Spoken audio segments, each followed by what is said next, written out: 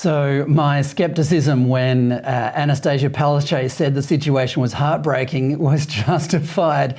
She never seems really all that sincere, does she? But, well, look, there's a really good quote from the Council of Social Services that came out over the weekend. And the Council of Social Services said, quote, "Right now, working Queenslanders and families are living in tents. Women and children are returning to domestic violence relationships, and elderly people are sleeping on couches because there's nowhere else for them to go." Amanda, is it really that grim in Queensland? Look, I think for a small group of people, it is that grim. The number of people who are waiting for public housing in Queensland exceeds 30,000 people. It's a lot of people. And when you think that, that's a number of applications. When you think that each application often includes families rather than just one person, the number of people involved, could be double that.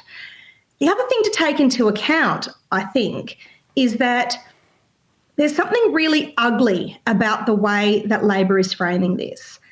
The housing crisis is almost being blamed on interstate migration. We've had 30,000 people come to Queensland over the last year, and that is unusually high, although I'd suggest to you that it reflects a bit of a lag from the COVID era when people were locked away and not able to effect their otherwise happy plans of migrating to the Sunshine State.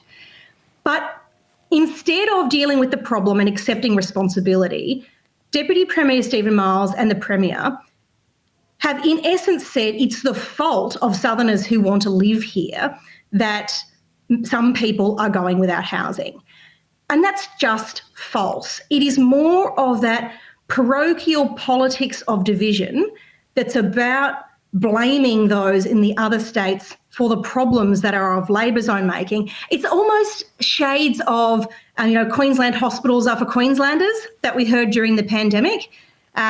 It's these Southerners that are causing our problems. The data shows that is just false. And quite frankly, we should be rejoicing at the fact that working, productive people from the other states would want to come and help here, to pay taxes, to contribute to our economy, and quite frankly, get this state out of the enormous hole Labor's dug us into.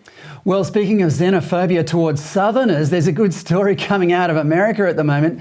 Ron DeSantis, the governor of Florida in the United States, pranked the woke millionaires of Martha's Vineyard, including Barack Obama, by flying in 50 illegal immigrants who normally have to reside in border states at the south.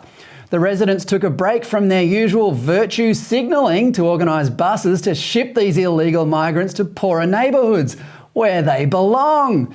Amanda, isn't woke hypocrisy just hilarious? Look, points to Governor DeSantis for really showing these people for what they are. If you preach the politics of open arms and open borders, then you need to be prepared to allow those consequences into your daily life. It's not enough to say compassion's great, but somebody else has to do it. It's the very same attitude we see in climate policy. We want climate action, but somebody else has to do it. We want refugee compassion, but somebody else has got to do it. The politics of compassion starts with the individual.